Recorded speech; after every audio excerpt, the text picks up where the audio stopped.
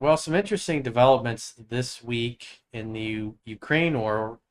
Trump's been saying peace through strength for a long time. And typically, people on the left have been saying, he's trying to make Ukraine surrender. He's a big meanie. He's terrible. And he's done everything he could to kind of jump through his butt and be nice to try to give Putin an off ramp. He has as he says, a good relationship with him, but as he said the other day after this news conference, he says, well, the good relationship he has with Putin really doesn't mean anything, basically. Because Putin talks like he's open to peace, but it's pretty clear at this point, over the last 7, 8 months, that Putin's the reason why the war is not ending. And he wants to continue on, clearly, because as Trump said about a month or so ago, Putin thinks he's winning. And so he said something that I totally agree with. I'll read it in a second here. And it's the right thing to do. But if you listen to the speeches from Putin, because the translated speeches are there, if you listen to how he talks, it's pretty clear he's going to try to take as much of Ukraine and the rest of the Soviet Union back by force. He'll take as much of it back as the West will let him get away with. And so now it would seem that Trump's patience is exhausted.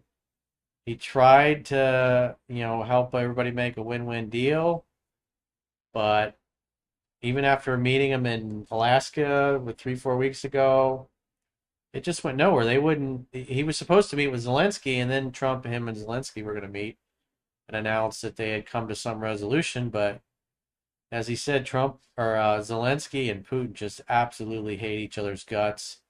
And so as soon as Putin left, he started kind of backtracking on him meeting with Zelensky. And so it's clearly not going to happen. And so he did everything he could to give him an off ramp. And in the past few weeks, Putin's been lobbing some drones into Poland. I think they had 2 or 3 Russian fighter jets that violated Estonian airspace. And Estonia is part of NATO, and so if they attack Estonia, then all the NATO allies, basically, it's like a attack on one is an attack on all. That triggers Article 5, meaning NATO can enter the conflict on behalf of other NATO partners.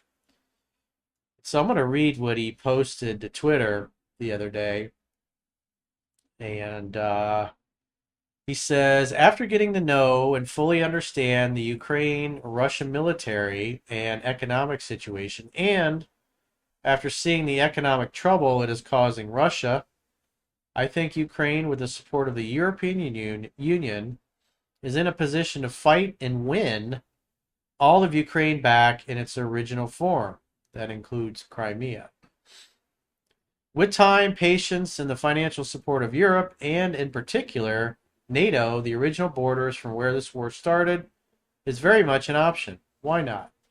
Russia has been fighting aimlessly for 3.5 years, a war that should have taken a real military power less than a week to win. Interestingly enough, in the beginning of the war, the FSB and the Russian military told Putin, the war would be over in a week. The Ukrainians wouldn't even mount a fight. They would just give up. And he later imprisoned all those people, probably some of them he executed, for giving them bad information. And one of the things that Trump said was, that Putin seemed to be in a situation or got himself into a situation. He's looking for a way out to save face, and that's what Trump's been trying to do. But, now we're into September. It's clearly not happening. So he continues, this is not distinguishing Russia. In fact, it is very much making them look like a paper tiger. When the people living in Moscow and all of the great cities, towns, and districts all throughout Russia find out what is really going on with this war, the fact that it's almost impossible for them to get gasoline through the long lines that are being formed, and all the other things that are taking place in their war economy, where most of their money is being spent on fighting Ukraine, which has great spirit and only getting better, Ukraine would be able to take back their country in its original form, and who knows, maybe even go further than that. Putin and Russia are in big economic trouble, And this is a time for Ukraine to act. In any event, I wish both countries well. We will continue to supply weapons to NATO for NATO to do what they want with them. Good luck to all. Donald J. Trump, President of the United States of America. So, he tried to be nice. He went out of his way. Even people on the left were accusing him of being a Neville Chamberlain. And he gave every kind of off ramp he could. And Putin basically says, "Niet." So, now we're going to see what peace through strength means. The Ukrainians have been really hitting the oil refineries really hard. We got a couple of videos that we can show. I think there's 2 or 3 of them. You can close that tab, maybe Yep. open.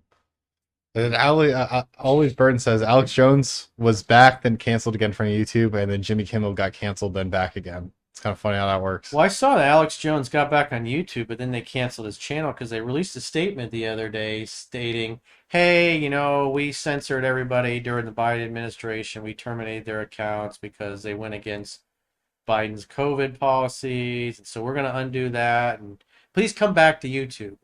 And so people started creating new YouTube channels. And then they started rebanning them again. Yeah. So I think because they say you can't start a new YouTube channel after you've been banned, and so now they released another statement. Well, it's a little premature. We got to give people permission to be back on there, and we're still working through our process. And so I guess he started his channel, and they rebanned him again. Yeah, they probably have some list thing where they automatically ban it and stuff too. And they just haven't updated that, or they're still just doing the same shit. They're trying to appeal to people. They don't fucking care. Yeah, I think it was multiple people that happened too. So that's just disappointing because the people that got banned, they were right. People that were talking about ivermectin. When you talked about the Wuhan lab, you weren't able to say that or suggest that that's where it came from because it went against the official narrative. And YouTube basically admitted that Biden would just call up and go, hey, ban that guy, get rid of their account, take that post down, and they would just comply. And Twitter did the same thing before Elon Musk bought it too. Yeah, the whole Twitter. And I thought the Twitter files would have been bigger because every other major company did that too. Well, the guy, what's his fucking name? Baker. His last name is Baker, the attorney general counsel that was at Twitter. He was going through the Twitter files and deleting a bunch of shit to help his friends and his allies and probably cover his own ass. And before Elon Musk found out what he was doing and basically had him frog marched out of the Twitter headquarters. But I think the damage had been done. He deleted so many things that a lot of that shit's gone now forever. It's dust in the digital wind of social media.